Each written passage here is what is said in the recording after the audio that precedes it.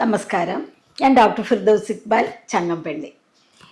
സുഖചികിത്സ എന്ന് കേൾക്കുമ്പോൾ അത് ആയുർവേദത്തിന്റെ ഭാഗമാണെന്ന് എല്ലാവർക്കും അറിയാം.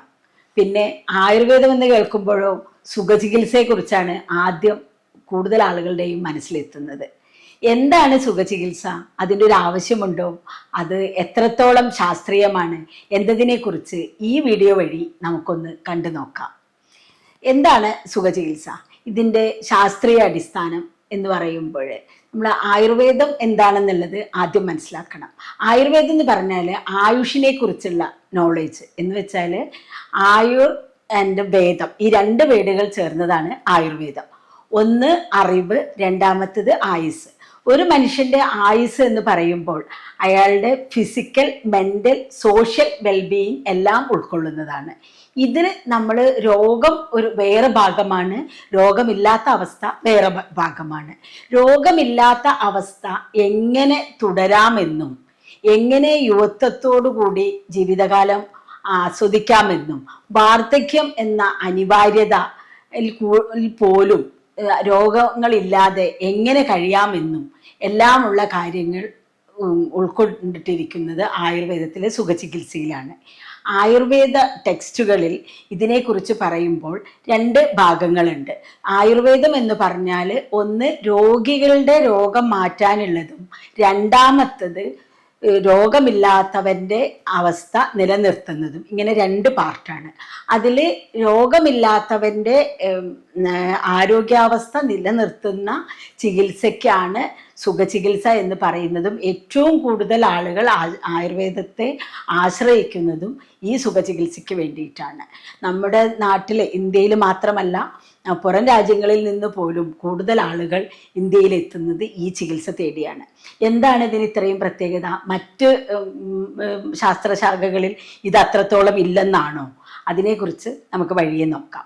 ഇപ്പോൾ ആയുർവേദത്തിലെ കാര്യം പറയുകയാണെങ്കിൽ നമ്മൾ ഒരു മനുഷ്യൻ്റെ ഏറ്റവും ഇമ്പോർട്ടൻ്റ് ആയിട്ട് ഹെൽത്ത് നോക്കുമ്പോഴുള്ള 3 കാര്യങ്ങൾ ഒരു ക്യാപ്സൂൾ രൂപത്തിൽ നമുക്ക് പറയാൻ പറ്റും.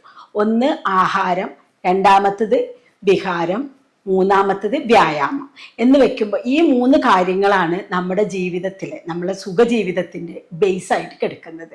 ആഹാരം ഏറ്റവും ഇമ്പോർട്ടൻ്റ് ആണ്. കാരണം ആഹാരമാണല്ലോ നമ്മുടെ ഫിസിക്കൽ ബോഡിയെ നിലനിർത്തുന്നത്. ആയുർവേദത്തിൻ്റെ കാഴ്ചപ്പാടിൽ ഫിസിക്കൽ ബോഡി മാത്രമല്ല, മനസ്സിനെ കൂടി നിലനിർത്തുന്നത് ആഹാരത്തിലൂടെയാണ്. മനുഷ്യ ശരീരം ആഹാരത്തിൽ നിന്ന് ഉണ്ടാകുന്നത് എന്ന് അർത്ഥമാക്കുന്ന പല വാചകങ്ങളും ആയുർവേദത്തിലുണ്ട്. പിന്നെ വിഹാരങ്ങൾ എന്ന് പറയുമ്പോൾ അതിൽ ഏറ്റവും പ്രധാനം റിലാക്സേഷനാണ്. റിലാക്സേഷൻ എന്ന് പറയുമ്പോൾ അതിൻ്റെ ഏറ്റവും പ്രധാനപ്പെട്ട കാര്യങ്ങൾ എന്ന് പറയുമ്പോൾ ഉറക്കമാണ്. അപ്പോൾ ആഹാരം, ഉറക്കം, പിന്നെയുള്ളത് നിദ്ര, പിന്നെയുള്ളത് എക്സസൈസ്. അപ്പോൾ നമ്മൾ ഭക്ഷണം കഴിക്കുന്നു, വേണ്ടത്ര വിശ്രമിക്കുന്നു, അത് കഴിഞ്ഞിട്ട് എക്സസൈസ് വേണം. ഇത് 3ഉം ഒരു ബാലൻസിൽ കൊണ്ടുപോവുകയാണെങ്കിൽ സാധാരണ നിലക്ക് ഒരാൾക്ക് ആരോഗ്യപൂർണമായ ജീവിതം നയിക്കാൻ പറ്റും. പക്ഷേ ഇങ്ങനെ ഒരുപാട് ആളുകൾ ഇതൊക്കെ കൃത്യമായിട്ട് ചെയ്തിട്ട് പോലും, വ്യായാമം എന്ന് പറയുമ്പോൾ ഹെൽത്ത് കോൺഷ്യസ് ആയിട്ടുള്ള ഒരുവിധം ആളുകളൊക്കെ ജിമ്മിൽ പോവുകയോ യോഗ ചെയ്യുകയോ വേറെ ഏതെങ്കിലും രീതിയിൽ നടത്തം ഇങ്ങനെയുള്ള കാര്യങ്ങളൊക്കെ ചെയ്യുന്നുണ്ട്. ഭക്ഷണം എന്ന് പറയുന്ന അവർക്ക് കഴിയുന്ന എല്ലാ തരത്തിലും, നമ്മളിപ്പോൾ സോഷ്യൽ മീഡിയ യുഗത്തിലായത് കാരണം ഒരാളൊരു ഭക്ഷണം പറയുന്നു, വേറെ ആളൊരു ഭക്ഷണം പറയുന്നു, എല്ലാ ഭക്ഷണങ്ങളും കഴിച്ചു നോക്കുന്നു. എന്നിട്ടും പിന്നെ അസുഖത്തിൻ്റെ വഴിക്ക് ലൈഫ് സ്റ്റൈൽ ഡിസീസ് എന്ന് പറഞ്ഞിട്ട് വന്നുകൊണ്ടേ ഇരിക്കുകയാണ്. പിന്നെ ഇതിനിടയിൽ പറഞ്ഞ റിലാക്സേഷൻ എന്ന് പറഞ്ഞാൽ അത് കൂടുതൽ എന്നല്ലാതെ കുറവില്ല. റിലാക്സേഷനിലെ ഏറ്റവും പ്രധാനപ്പെട്ട കാര്യം ഉറക്കം തന്നെയാണ്. അപ്പോൾ ഇതിനെല്ലാം ഒരു മെത്തേഡ് ഉണ്ട്. എങ്ങനെ ഭക്ഷണം കഴിക്കണം, എങ്ങനെ റിലാക്സ് ചെയ്യണം, എങ്ങനെ എക്സസൈസ് ചെയ്യണം.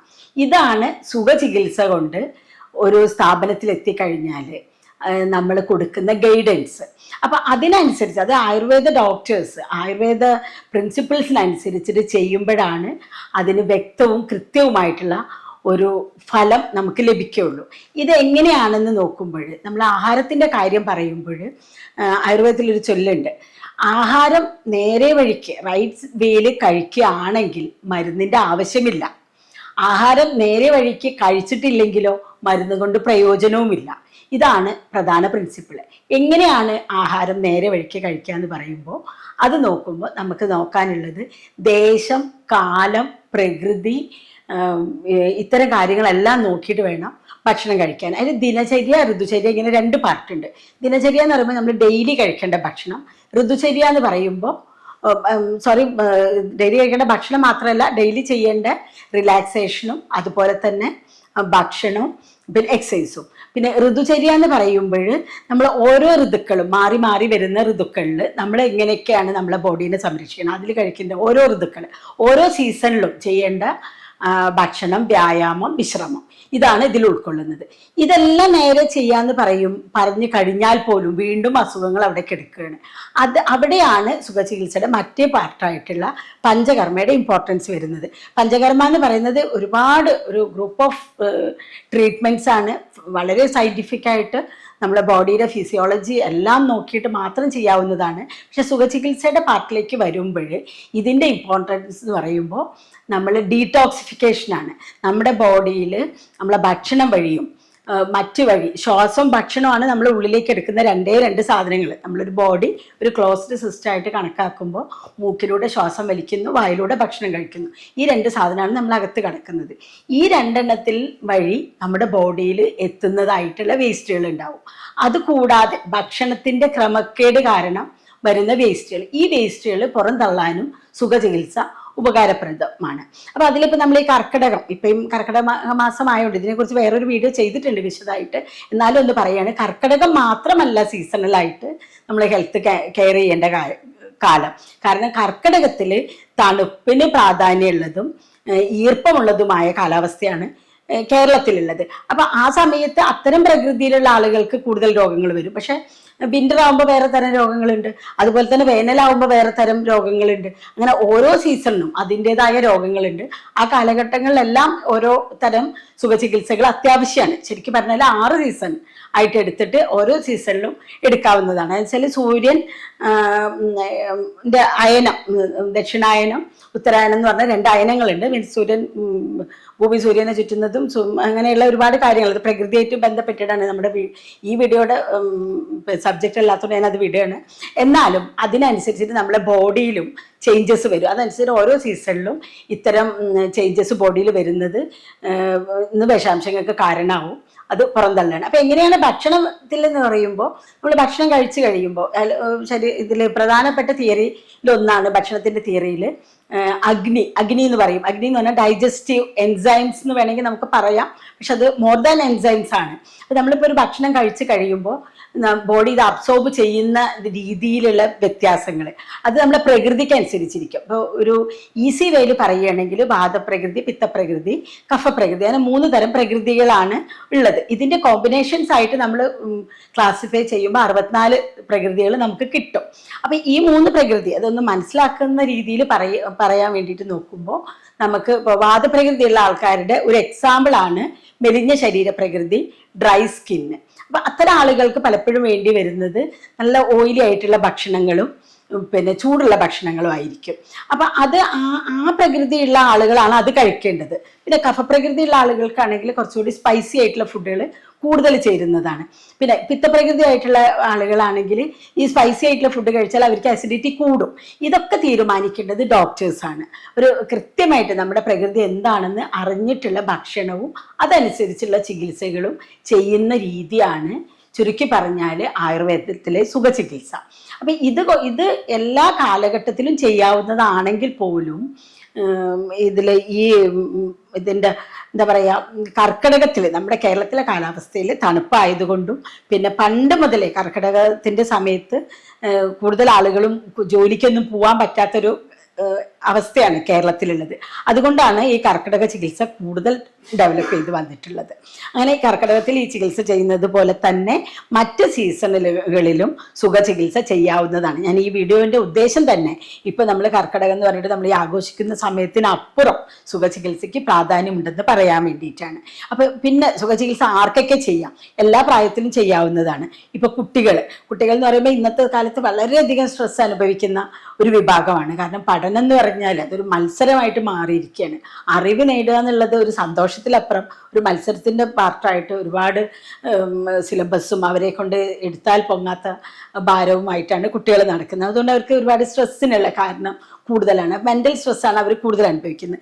ഈ മെൻ്റൽ സ്ട്രെസ്സ് ഭക്ഷണം കുറയാനും പിന്നെ ശാരീരികമായ ബുദ്ധിമുട്ടുകൾക്കും പിന്നെ ഓവറായിട്ടുള്ള ഈറ്റിങ്ങും പിന്നെ നമ്മൾ ആയുർവേദത്തിൽ എന്ന് പറഞ്ഞാൽ ഓവർ ഈറ്റിംഗ് ആണോ കുറഞ്ഞ ഈറ്റിംഗ് ആണോ എന്നുള്ളതല്ല, എന്ത് തിന്നണം, എപ്പോൾ തിന്നണം, എങ്ങനെ തിന്നണം എന്നുള്ളതാണ് പ്രധാനം. ഇതിലൊക്കെ ഉള്ള തെറ്റുകൾ കാരണം അവരനുഭവിക്കുന്ന ഒരുപാട് ബുദ്ധിമുട്ടുണ്ട്. അപ്പോൾ അത്തരം കുട്ടികൾക്കും ഒരു റിലാക്സേഷന് വേണ്ടിയിട്ടും വേസ്റ്റുകൾ പുറന്തള്ളാൻ വേണ്ടിയിട്ടും അവരുടെ ഫെർദർ ഗ്രോത്ത് ഇമ്പ്രൂവ് ആവാൻ വേണ്ടിയിട്ടും സുഖചികിത്സ ആവശ്യമാണ്. അതിലിപ്പോൾ നമ്മൾ പറയുമ്പോൾ ഭക്ഷണത്തിന് ഒരു എക്സാമ്പിളായിട്ട് പറയുമ്പോൾ കുഞ്ഞുങ്ങൾക്കാണെങ്കിൽ നമ്മളിപ്പോൾ ആദ്യം കൊടുക്കുന്ന ഒരു ഫുഡ് കൊടുത്തു കഴിയുമ്പോൾ അതിലത്തെ ന്യൂട്രീഷൻസ് പാർട്ടാണ് ആദ്യം പുറത്ത് വരുന്നത്. മീൻസ് ഒരു നമ്മളിപ്പോൾ ഫോർ എക്സാമ്പിൾ ഒരു ആപ്പിൾ തിന്നു, അതിൽ വൈറ്റമിൻസ് ഉണ്ട്. ആപ്പിൾ ഇതെന്ന് പറയുമ്പോൾ വൈറ്റമിൻ എയുടെ പ്രാധാന്യമുണ്ട്. അപ്പോൾ ആ ഇതുണ്ട്, അത് അബ്സോർബ് ചെയ്യണമല്ലോ. അബ്സോർബ് ചെയ്താലല്ലേ കുട്ടിക്ക് കിട്ടുള്ളൂ. ഞാൻ കുറേ ആപ്പിൾ കൊടുത്തു എന്ന് പറഞ്ഞിട്ട് കാര്യമില്ല. അപ്പോൾ അത് അബ്സോർബ് ചെയ്ത് അത് നെക്സ്റ്റ് സ്റ്റേജിലേക്ക് എത്തണം. അങ്ങനെ ഓരോ സ്റ്റേജും കടന്ന് എത്തിക്കഴിയുമ്പോഴാണ് മനസ്സ് എന്ന് പറയുന്നത്, മനസ്സ് എവിടെയാണ് ഇരിക്കുന്നതിനൊക്കെ പറ്റിയിട്ട് നമുക്ക് മറ്റു വീഡിയോകളിൽ വഴിയെ പറയാം. എങ്ങനെയായാലും ബ്രെയിനിൽ വരെ നമുക്ക് ന്യൂട്രീഷൻസിൻ്റെ ആവശ്യമുണ്ട്. ഇത് നമ്മൾ കൊടുത്തുകൊണ്ട് മാത്രം കിട്ടില്ല, ഇത് ഓരോ രീതിയുണ്ട് അബ്സോർബ് ചെയ്യുന്നത്. ഈ അബ്സോർപ്ഷൻ കറക്റ്റ് ചെയ്യാനും അതേപോലെ തന്നെ ടോക്സിൻസ് റിമൂവ് ചെയ്യാനും കുട്ടികൾക്കും സുഖചികിത്സ ചെയ്യാവുന്നതാണ്. പിന്നെ ടീനേജ് എന്ന് പറഞ്ഞാൽ എല്ലാവർക്കും അറിയാവുന്ന പോലെ പ്രശ്നങ്ങളുടെ പൂരമാണ്. പലതരം ചിന്താഗതികൾ, പിന്നെ പറഞ്ഞ കേൾക്കായികൾ, അങ്ങനെയൊക്കെ ഒരുപാട് കാര്യങ്ങളുണ്ട്. ആ കാലഘട്ടത്ത് ഹോർമോൺസാണ് അവിടെ കൂടുതൽ ഭരിക്കുന്നത്. ഈ ഹോർമോൺസിൻ്റെ ഒരു ശുദ്ധീകരണത്തിന് വേണ്ടിയിട്ട്, ഇതിൻ്റെ ഒരു ബാലൻസിന് വേണ്ടിയിട്ട്, ഇപ്പോൾ പെൺകുട്ടികളാണെങ്കിൽ ഈസ്ട്രോജൻ പ്രൊജസ്ട്രോൺ ബാലൻസ് കറക്റ്റ് ചെയ്യണം. LH FSH ഈ ഹോർമോൺസ് ഒക്കെ ഒരു ബാലൻസിൽ പോകണം. അതിന് പകരം ടെസ്റ്റോസ്റ്ററോൺ കൂടുകയാണെങ്കിൽ രോമവളർച്ച, മറ്റുള്ള പ്രശ്നങ്ങൾ, ഡ്രൈ സ്കിന്ന്, അങ്ങനത്തെ ഇഷ്യൂസൊക്കെ വരും. അപ്പോൾ ഈ ബാലൻസ് കറക്റ്റ് ചെയ്യാൻ വേണ്ടിയിട്ട് ടീനേജേഴ്സിലും അതുപോലെ തന്നെ ഇപ്പോഴത്തെ ഒരു ടെൻഡൻസി നമ്മുടെ ഹോസ്പിറ്റലിലൊക്കെ ഒരുപാട് കുട്ടികൾ വരുന്നുണ്ട്, കല്യാണത്തിന് മുമ്പ് ബെറ്റർ ആവാൻ വേണ്ടിയിട്ട് ഫിസിക്കലി മെൻ്റലി, പിന്നെ അവരെ കാഴ്ചപ്പാടുകളൊക്കെ മാറ്റാനുള്ള ട്രീറ്റ്മെൻറ്റ്, ഇതെല്ലാം ഇതിൻ്റെ പാർട്ടായിട്ട്, ഇതും സുഖചികിത്സയുടെ പാർട്ടാണ്. പിന്നെ അതും കഴിഞ്ഞ് ഗൃഹസ്ഥാശ്രമി എന്ന ആയുർവേദത്തിൽ പറയുന്ന നമ്മുടെ ഒരു 20 മുതൽ ഒരു 50 വരെയൊക്കെയുള്ള ഏജിൽ ഒരുപാട് സ്ട്രെസ്സും ജോലിയും മക്കളും ബാക്കി കാര്യങ്ങളെല്ലാം അനുഭവിക്കുന്ന സമയത്തും സുഖചികിത്സ ഈ പറഞ്ഞ എല്ലാ മെഷേഴ്സിലും വളരെ ഇമ്പോർട്ടൻ്റ് ആണ്. പിന്നെ അത് കഴിഞ്ഞാലുള്ളതാണ് വാർദ്ധക്യം. വാർദ്ധക്യത്തിൽ ഒഴിച്ചുകൂടാൻ പറ്റാത്തൊരു ചികിത്സയാണ് സുഖചികിത്സ. ഇപ്പം നമ്മളത് കൃത്യമായിട്ട് ഓരോ ആളുകളുടെയും പ്രകൃതി അനുസരിച്ചിട്ട് ഭക്ഷണം, ജീവിത രീതി, വ്യായാമം ഇതെല്ലാം ക്രമീകരിക്കുന്നതിനെയാണ് സുഖചികിത്സ എന്ന് പറയുന്നത്. അല്ലാതെ ഒരു ക്യാപ്സ്യൂളായിട്ടുള്ള ഒരു കാര്യമല്ല. അത് ഒന്നുകൂടി ഉപസംഹരിച്ച് പറയുകയാണെങ്കിൽ നമ്മളിതിൽ നോക്കുന്നത് എന്താണ് ഓരോ മനുഷ്യൻ്റെയും പ്രകൃതി, അതിൽ വാത പിത്ത കഫ പ്രകൃതി അനുസരിച്ച് ഞാൻ അതിൻ്റെ മെഡിസിൻസ് പറഞ്ഞു കഴിഞ്ഞു, ഏകദേശം ഒരു രൂപം പറഞ്ഞു കഴിഞ്ഞു. അത് പിന്നെ നമ്മുടെ എവിടെയാണോ നമ്മൾ ജീവിക്കുന്നത്, ഏത് ദേശത്താണ് നമ്മൾ ജീവിക്കുന്നത്, അതിനനുസരിച്ചാണ് ഭക്ഷണം കഴിക്കേണ്ടത്. പിന്നെ ഏത് സീസണിലാണ് നമ്മളുള്ളത് അതിനനുസരിച്ചിട്ടാണ് കഴിക്കേണ്ടത്. രാത്രി, ഉച്ച, രാവിലെ ഈ സമയങ്ങൾ ഇതിനനുസരിച്ചിട്ടാണ് നമ്മൾ കഴിക്കേണ്ടത്.